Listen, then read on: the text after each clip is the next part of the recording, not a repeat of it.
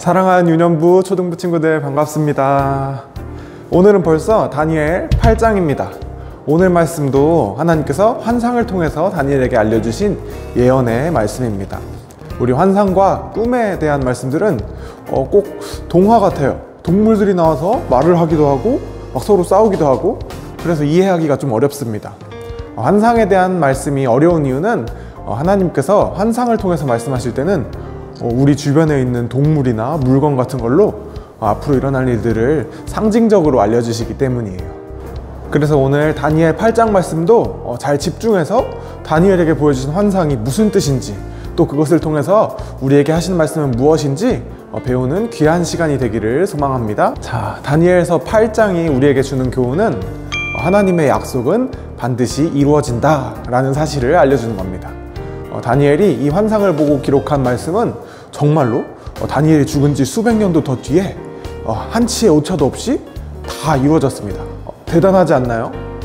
우리 올림픽에서 어떤 선수가 이길지 맞추는 것도 어려워요. 그런데 다니엘에게 주신 환상은 몇백 년이라는 시간이 지나서 어떤 나라가 망하고 어떤 나라가 세워지는지 정확하게 맞았습니다. 그건 바로 하나님이 역사와 시간의 주인이시기 때문이에요. 그래서 하나님의 예언, 하나님의 약속은 반드시 이루어집니다. 그러면 다니엘이 본 환상의 내용이 뭔지 한번 살펴볼까요? 다니엘이 이 환상을 받을 때는 바벨론의 신하로 있을 때예요. 오늘 말씀해 보니까 다니엘은 환상에서 수산성 을레강이라는 곳에 있었대요. 이 장소가 어딘지 굉장히 중요합니다. 성경에도 나오지만 바벨론 왕국은 나중에 메데 그리고 페르시아라는 이 두 나라의 연합 공격에 의해서 멸망하게 됩니다. 지금 다니엘이 환상 속에서 와 있는 장소 수산성 을레강이라는 곳은 바로 이 메데 페르시아 왕국의 수도가 있는 곳이었어요. 다니엘이 있는 현실에서는 아직 세계를 지배하는 나라가 바벨론이죠. 그런데 하나님께서 다니엘에게 이 페르시아 제국의 수도로 데려오신 이유는 이 나라가 나중에 역사 속에서 한 시대를 지배하는 나라가 될 거라는 걸 미리 알려주신 거예요. 자, 아무튼 다니엘이 이 을레강에서 주변을 둘러보니까 어떤 양 한 마리가 있었습니다. 이 양에게는 큰 뿔이 두 개가 나 있었습니다. 두 뿔이 다 길었지만 그 중에 한 뿔이 조금 더 길었대요. 이 양은 막 서쪽, 북쪽, 남쪽으로 막 달려서 뿔로 다른 짐승들을 막 들이받았습니다. 그런데 이 양을 당할 짐승이 없었어요. 어때요? 우리 이제 다니엘서에서 꿈과 환상에 대한 말씀을 많이 배웠기 때문에 무슨 뜻인지 조금 알 것 같아요? 성경에서 하나님의 환상을 보여주실 때 등장하는 것들은 보통 어떤 것의 상징입니다. 우리 앞서 7장에서 봤듯이 주로 동물은 어떤 강한 나라를 상징합니다. 그리고 뿔은 세상을 다스리는 왕이나 권세를 말합니다. 자, 그러면 다시 다니엘의 환상으로 돌아와 볼까요? 두 뿔과 양이 무엇을 의미하는지 이제 알 수 있습니다.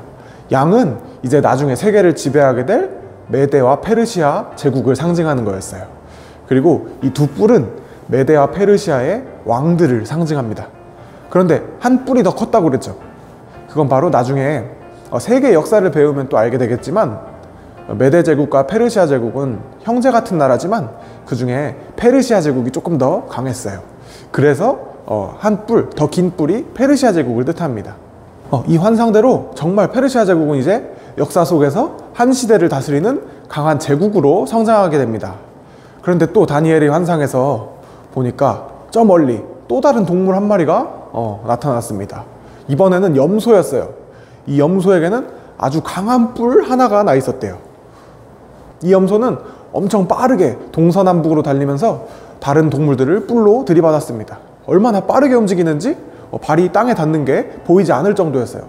흥분한 염소는 그대로 양도 들이받았습니다. 양은 염소에 치여서 쓰러지고 그 두 뿔이 꺾여버렸어요. 우리 좀 전에 하나님이 보여주시는 환상에서 동물은 나라, 그리고 뿔은 왕을 상징한다고 했었죠. 염소와 뿔도 역사 속에 있었던 어떤 나라와 왕에 대한 이야기입니다. 헬라 제국이라는 나라에 알렉산더 대왕이라는 엄청난 왕이 있었습니다.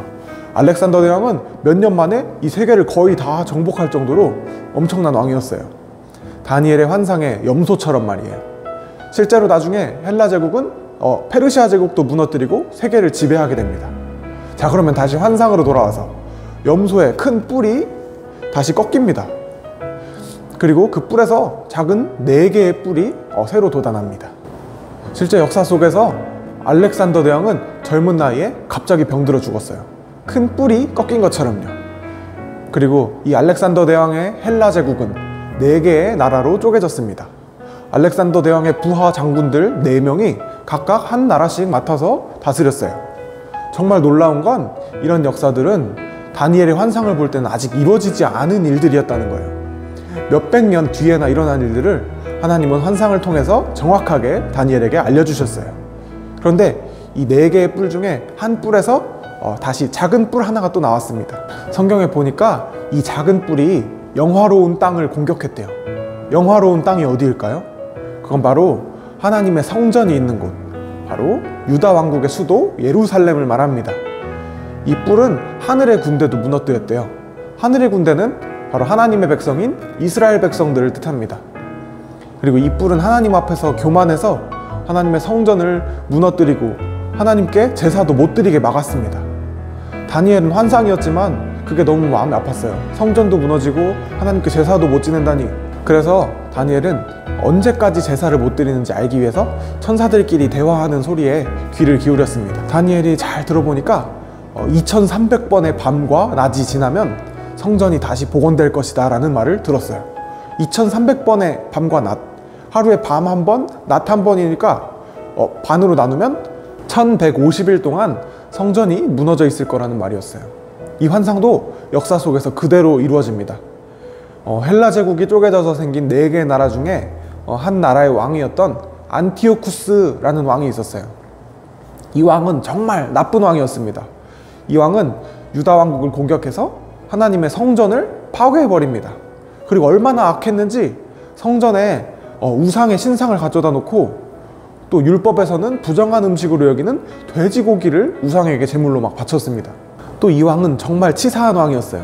이스라엘 백성들은 안식일에는 일을 하지 말라는 하나님의 말씀을 지키기 위해서 안식일에 평화롭게 쉬고 있었어요. 그런데 이 나쁜 왕 안티오쿠스는 안식일에 쳐들어왔습니다. 당연히 아무 준비도 안 하고 쉬고 있던 이스라엘 백성들은 꼼짝없이 당했어요. 정말 신기하게도 성경에는 이것까지 예언이 되어 있습니다. 오늘 말씀 다니엘 8장 25절에는 평화로운 때에 많은 무리를 멸하며 라는 말이 나오는데 이건 안식일에 쳐들어올 것에 대한 예언입니다. 하지만 하나님을 무시하고 성전을 파괴한 안티오쿠스는 곧 죽었습니다. 안티오쿠스 왕은 어느 날 갑자기 세상을 떠났어요. 성경에는 그가 사람의 손으로 말미암지 않고 깨지리라 라고 예언되어 있는데 정말로 사람의 손에 의해 죽은 게 아니라 하나님의 손에 의해서 죽은 겁니다. 다니엘은 이 모든 예언의 말씀을 환상으로 바꿔서 놀랐습니다. 다니엘이 이 말씀을 얼마나 진지하고 중요하게 생각했는지 성경에는 다니엘이 며칠 동안 아파서 앓았다고 해요.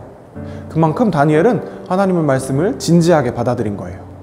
사랑하는 친구들, 우리 오늘 배운 말씀은 정말 놀랍고 신기한 예언의 말씀이에요. 다니엘은 자기가 죽고 나서도 수백 년 뒤에나 일어날 일들을 하나님께서 보여주신 환상을 통해서 미리 예언했습니다. 그러면 하나님은 다니엘에게 왜 굳이 수백 년 뒤에 일어날 일들을 알려주셨을까요? 그건 다니엘과 이스라엘 백성들에게 소망을 주시기 위해서였습니다. 지금 환상을 보고 있는 다니엘은 바벨론 나라의 포로로 끌려온 신세였습니다. 이스라엘 백성들도 마찬가지로 포로 생활을 하면서 다시 나라가 회복되고 성전에서 다시 예배드리기를 꿈꾸고 있었지만 현실을 보면 그럴 일은 없을 것만 같았어요. 하지만 하나님이 역사의 주인이십니다. 하나님은 다시 이스라엘 백성들과 성전을 회복시킬 것을 이 환상을 통해서 약속하신 거예요. 그래서 이 약속을 붙잡고 백성들이 다시 미래를 꿈꾸고 기쁜 소망을 가지고 살아가기를 바라셨던 거예요. 그런데 정말 하나님의 약속은 그대로 이루어졌습니다. 우리 일기예보를 보면 내일 날씨를 예측해서 알려주잖아요. 그런데 일기예보도 몇 번은 틀립니다. 아주 과학적이고 전문적인 방법으로 예측해도 당장 내일 날씨조차 맞추기가 어렵습니다. 그런데 오늘 말씀은 어때요? 무려 몇백 년 뒤에 일어날 일들을 마치 미리 본 것처럼 역사 속에서 이루어졌습니다. 이건 사람의 능력이 아니에요. 모든 시간과 역사의 주인이신 하나님의 능력입니다. 그렇기 때문에 하나님의 약속은 반드시 이루어집니다. 우리는 그래서 하나님의 이 약속을 믿고서 하나님의 말씀을 붙잡고 살아가야 해요. 사랑하는 우리 유년부 초등부 친구들도 하나님의 약속은 반드시 이루어진다는 사실을 믿고서 하나님만 붙들고 살아가는 사람들이 되기를 예수님의 이름으로 소망합니다.